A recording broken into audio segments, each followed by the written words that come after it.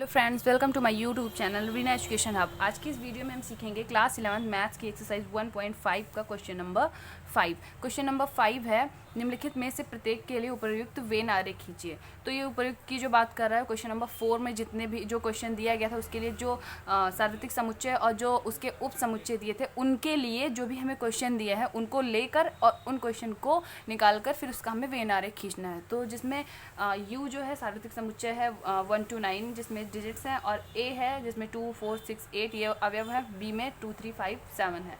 और इन्होंने हमें पहला क्वेश्चन जो दिया है वो दिया है ए यूनियन बी का हमें डैश निकालना है। तो अगर ए बी और यू हमें सब कुछ दिया है तो ए यूनियन बी हम पहले देखते हैं क्या होगा। ए यूनियन बी, तो ए और बी के जो सभी अवयव होंगे यूनियन में सभी को लिया जाता है, बस जो कॉमन होता है उनको एक बार लेते हैं। तो हम देखते हैं दो बार दिया हुआ है तो एक बार हमने ले लिया, फिर 3 हो गया, 4 हो गया, 5 हो गया, 6 7 एंड 8, ये हो गया हमारा ए यूनियन बी। अब इसका हम ए यूनियन बी का डैश अगर देखें, वैसे तो ये सारी चीज़ें हमने पहले क्वेश्चन में निकाल रखा है पर फिर से देख ही लेते हैं। ये क्या होता है, उसके सार्वत्रिक समुच्चय में से अगर उसी सेट को घटा दिया जाए, जैसे ए यूनियन बी का अगर डैश निकालना है तो उसमें से ए यूनियन बी को सार्वत्रिक समुच्चय में से घटा दिया जाता है। तो ए यूनियन बी डैश होगा सार्वत्रिक समुच्चय में से ए यूनियन बी के सभी अवयवों को निकालने के बाद जो बच रहे हैं अवयव वही होते हैं। तो ए यूनियन बी के अवयव क्या हैं, 2 3 4 5 6 7 8। तो उसके पहले हमें क्या मिल रहा है, 1 2 निकल जाएगा, 3 ये सब निकलने के बाद में बस 9 बच रहा है। ठीक, तो ये हो गया हमारा ए यूनियन बी डैश। अब इसका हम अगर वेन आरेख देखते हैं तो वेन आरेख हम जानते हैं कैसे खींचते हैं। सबसे पहले एक आयत लेते हैं। ये आयत जो होता है ये यू होता है जो सार्वत्रिक समुच्चय होता है जिसमें सभी अवयव होते हैं। ए और बी जो इसके सबसेट होते हैं उसके भी सभी अवयव इसी में सम्मिलित होते हैं। तो फिर अब हम देखते हैं, ये हो गया हमारा ए, और फिर हम ए यूनियन बी निकालना है तो हम जानते हैं कि इसमें कुछ चीज़ें कॉमन भी होंगी। ये हो गया बी हमारा। फिर ए के जो अवयव हैं 2 4 6 एंड 8, और इसके जो अवयव हैं 2 3 5 एंड 7। अब हम देखते हैं दो है जो दोनों में कॉमन है तो उसको हमने इसमें ले लिया। ये हमारा क्या हो गया, ए यूनियन बी। अब हम देखते हैं कि ए यूनियन बी को अगर निकाल दिया जाए और यू के जो सभी अवयव थे वो क्या थे, 1 2 3 4 5 6 7। तो यू में ये सभी तो आ ही रहे हैं, 4 2 3 4 5 6 7 8 तो आ ही रहा है। बच क्या रहा हमारे पास, जो ए और बी, दो ए यूनियन बी में नहीं है, ये तो हमारा हो गया ए यूनियन बी। 1 और 9 दो चीज़ें ऐसी बच रही हैं जो यू में है, ए यूनियन बी में नहीं है। ए यूनियन बी के ये ए यूनियन बी हो गया, और अगर हम ए यूनियन बी डैश देखें तो उसमें क्या आ रहा है, 1 और 9, ये हो गया हमारा ए यूनियन बी डैश। ठीक है, ये हमारा डैश है। ठीक, और अगर हमको ऐसे दिखाना है तो इसको अगर निकाल दिया जाए,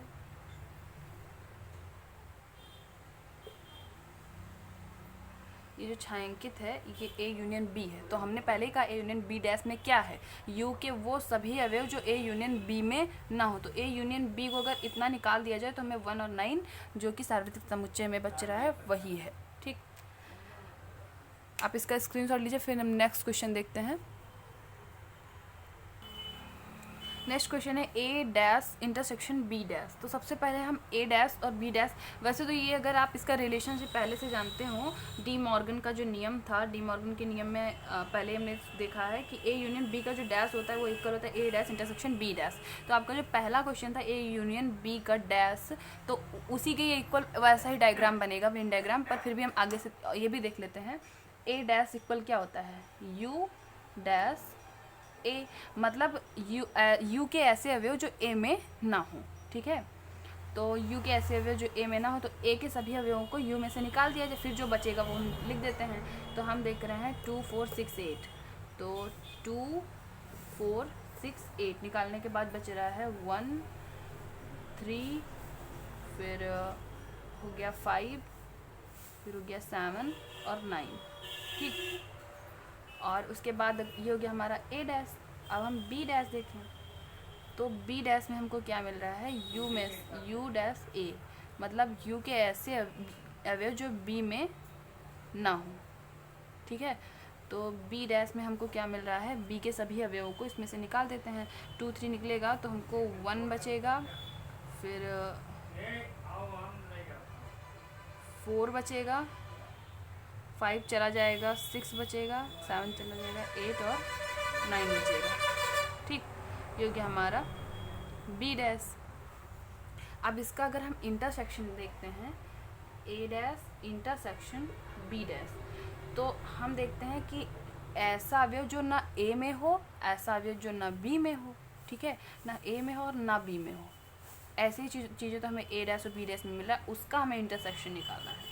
तो हम देखते हैं इसमें और इसमें क्या कॉमन हो रहा है जो हमारा इसमें मिलेगा।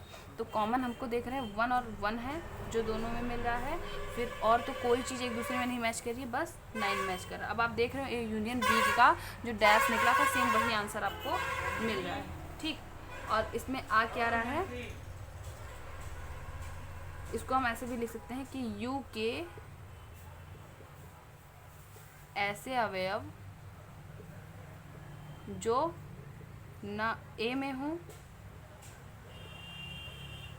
और ना बी में हो। ठीक है, आप यहाँ देख रहे हैं ये क्या था कि ना ए में हो और ना बी में हो, ऐसे अवयवों का क्या हम देख रहे हैं, उभयनिष्ठ अवयवों को हम इसमें से निकाल रहे हैं। ठीक है, जो ए में हो, ए में भी ना हो और बी में भी ना हो। तो इसका अगर हम वेन डायग्राम निकालें तो बिल्कुल पहले जैसा बनेगा वेन डायग्राम। तो जो वेन डायग्राम बन रहा है, ये हो गया हमारा ए, ये हो गया हमारा बी। तो ए और बी के जो इंटरसेक्शन होंगे, पहले तो हमें क्या देखना है कि जो ए डैश और बी डैश क्या मिल रहा है हमको, 1 और 9, ये हमारा यू है। तो हमने देखा ए और बी का, ए डैश बी डैश का इंटरसेक्शन हमको निकालना था। तो ए और बी में जो भी अवयव नहीं है वही अवयवों को हम मतलब ले रहे हैं ए डैश और बी डैश में। तो ए और बी के सभी अवयवों को एक तरफ हम रख देते हैं। ठीक है, तो इसमें जो कॉमन था वो 2 है ए और बी में, और भी जो अवयव है 4, 6, 8 हो गए, और 3, 5 और 7 हो गए, ए और बी हो गया। उसके बाद में जो अवयव बच रहे हैं 1 और 9, जो हमारा ए डैश इंटरसेक्शन बी डैश हो रहा है। ठीक, ये हो गया आपका वेन डायग्राम। नेक्स्ट क्वेश्चन अब हम देखेंगे।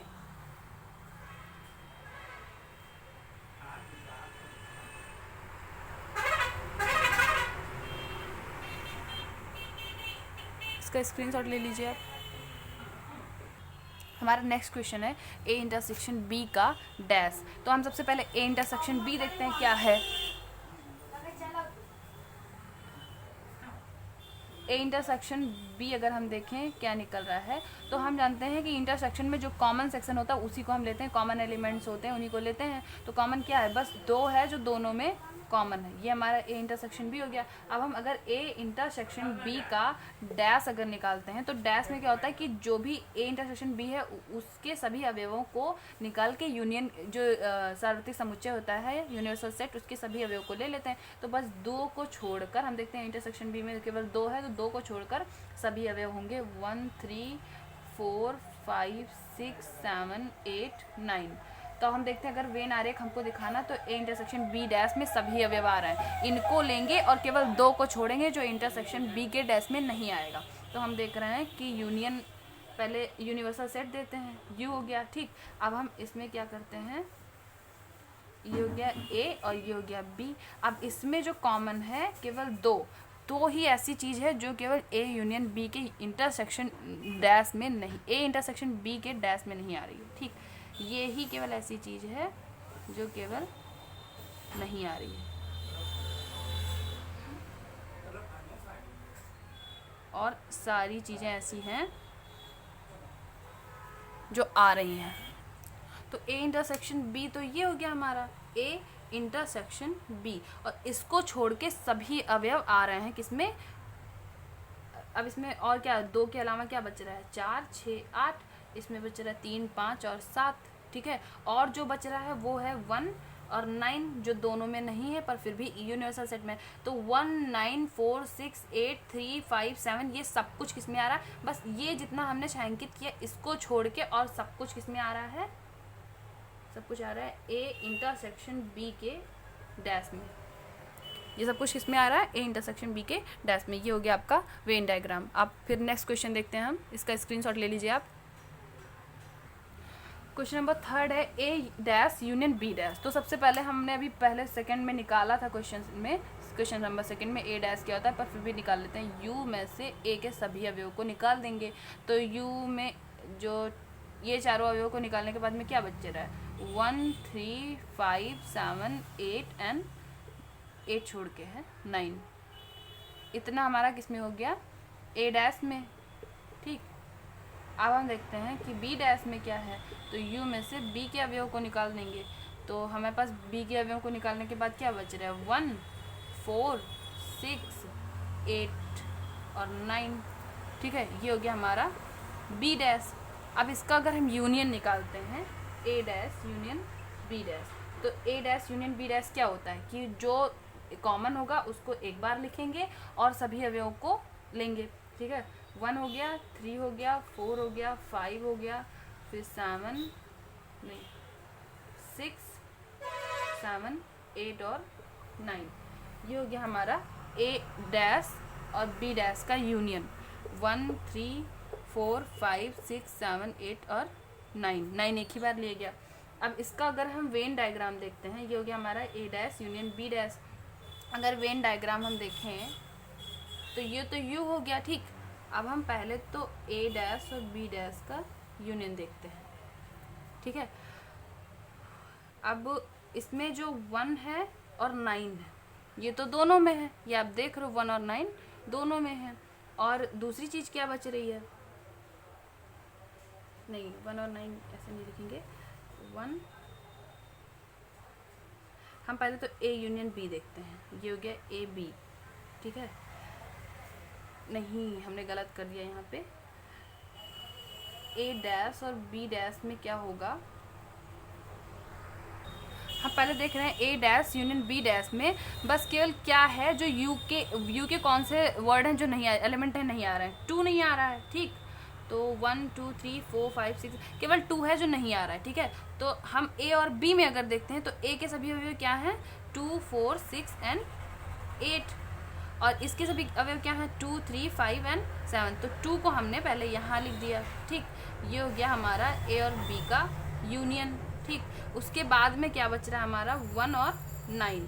तो बस हम देख रहे हैं कि केवल 2 है जो कि नहीं आ रहा। पहली बात तो ये कि अभी इसके पहले क्वेश्चन में जो हम लोगों ने देखा है कि ए इंटरसेक्शन बी का डैश, तो आप ये जानते हैं कि जो डी मॉर्गन का नियम था, A dash union B dash A intersection B का डैश के बराबर होता है। तो बिल्कुल वैसा ही वेन डायग्राम बनेगा। पहली बात तो ये हो गया, तो 4 6 8 ये हो गया, 3 5 7। तो हम देख रहे हैं बस केवल ये 2 जो है इसको छोड़ के, और ए dash B dash, A dash और यूनियन बी डैश में सभी अवयव आ रहे हैं, ए डैश यूनियन बी डैश। तो आप देख रहे हो कि केवल 2 है जो छूट रहा है, और वो ए और बी में दोनों में कॉमन है, और 4 6 8 ए के अवयव हैं 2 को भी लेकर, और 2 3 5 7 बी के अवयव हैं। और जो ए डैश बी डैश का यूनियन आ रहा है उसमें 3 4 5 6 7 8 और 1 9 आ रहा है, बस 2 को छोड़ के। तो ये हो गया हमारा ए डैश बी डैश, जो कि यू में भी है, ए में भी और बी में भी है। ठीक, ए बी और यू में दिख रहा है, बस केवल 2 नहीं है जो कि यू में जो A dash U dash A dash और यूनियन बी डैश में हो। ठीक है, तो आप इसका भी आरेख देख लीजिए, इसका स्क्रीनशॉट ले लीजिए। आई होप आपको ये क्वेश्चन समझ में आया होगा, आपको ये वीडियो अच्छी लगी होगी। अगर आपको ये वीडियो अच्छी लगी तो प्लीज़ लाइक कीजिए, शेयर कीजिए, कमेंट में बताइए कि आपको ये वीडियो कैसी लगी। और अगर आपने हमारा चैनल सब्सक्राइब नहीं किया है तो प्लीज़ सब्सक्राइब कीजिए। Thank you.